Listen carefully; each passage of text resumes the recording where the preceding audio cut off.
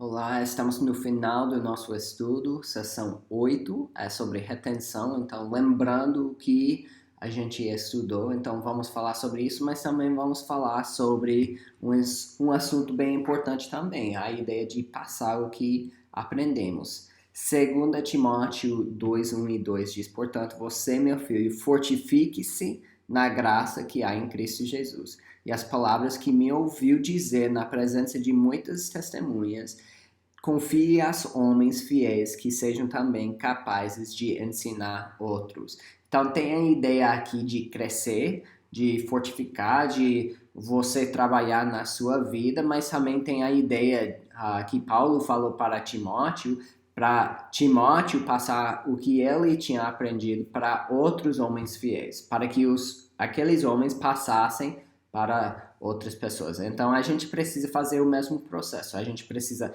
crescer em nossa vida, mas também ajudar outros a crescerem. Então, como é que a gente pode ajudar outros neste processo? Então, primeiramente, tem umas chaves para lembrar que são Deus está soberanamente no controle, Ele está em cima de nós, Ele nos ajuda, Ele tem um propósito para a nossa vida e a gente precisa prestar atenção a isso e crescer junto com Ele. Não com Ele crescendo, mas com Ele nos ajudando. Deus deseja santificar o seu povo. E a Bíblia é a grade crítica para a nossa formação. Precisamos olhar na Bíblia, prestar atenção ao que Deus tem para nós na Bíblia. Então, depois a gente precisa ajudar outros. Agora, muitas vezes nas igrejas a mentalidade é que é o pastor que faz esse trabalho. É ele que ajuda os outros e a gente é ajudado. Mas está errado. Como discípulo de Cristo, a gente todos nós devemos estar envolvidos.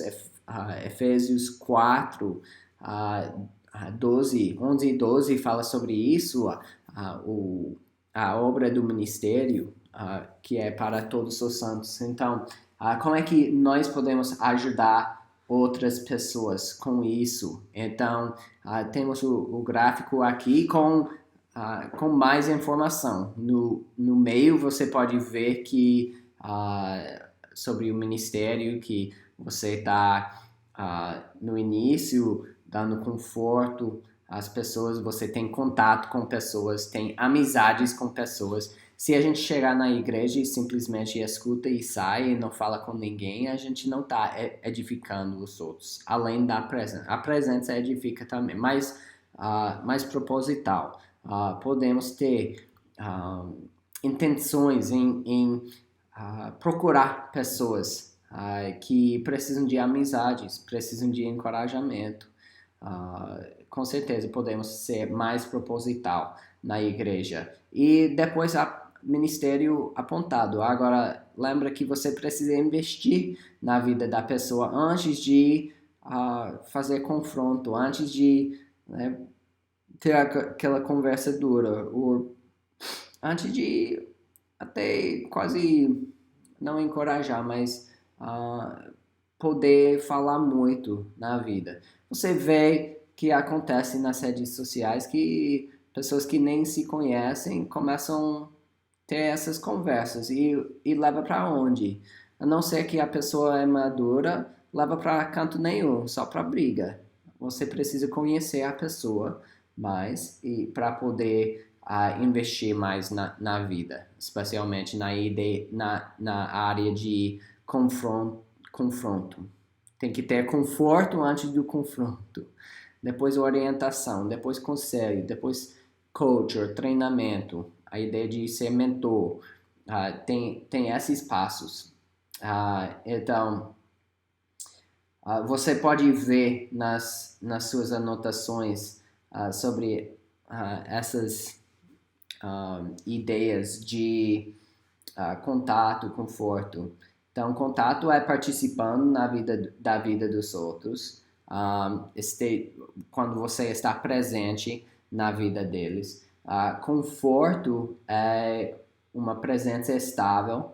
ah, Talvez você está com alguém que está lutando aqui nessas anotações que bebe demais e pode ser que até ele vomite em você, mas você está ao lado, né, dando conforto, ajudando, mostrando amor, e depois pode ter confronto, agindo como um espelho.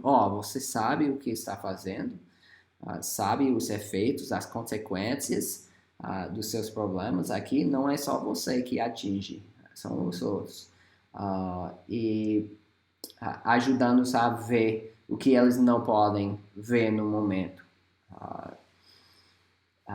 Depois é orientação, direção para a palavra de Deus, a semelhança de Cristo. Vamos lá, vamos amadurecer. E depois conselho, que seria decisões mais fortes. E depois tem a ideia de coach, de treinamento. Como você está? Será que precisa mais ajuda? Quais ajustes que podem ser feitos? Então, uma ajuda tem um acróstico aqui, FORME. Então, são as perguntas que pode fazer para ajudar. Desde o início, desde contato, conforto. São fatos, opiniões, respostas, motivos, estratégia. Então, com fatos, o que aconteceu? Me diga. Por que será que aconteceu? Isso seria opinião, sua opinião. Por que isso aconteceu? Respostas. Lembra das emoções? Então, como você se sentiu quando fez isso? Quais as emoções que saíram? Tentando lembrar disso. Lembra de sessão 5, que falamos sobre isso, sobre as emoções. E que nos leva a conhecer os motivos. Que ele pergunta o que você quer que não está recebendo, quais são seus desejos. E será que este desejo é bíblico ou não? Como é que pode mudar este desejo?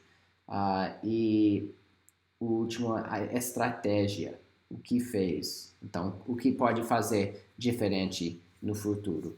Então, eu gosto muito deste curso. Eu aprendo cada vez mais e eu acho difícil entender tudo da primeira vez. Então, temos as aulas gravadas. Você sempre pode voltar e não são tão longos, não. Eu acho que são 8 sessões e então quase 1h30 para 2 horas. Então, dá para fazer uma sessão por dia para lembrar essas coisas, só se vocês quiserem. Mas obrigado por participar do curso e um grande abraço.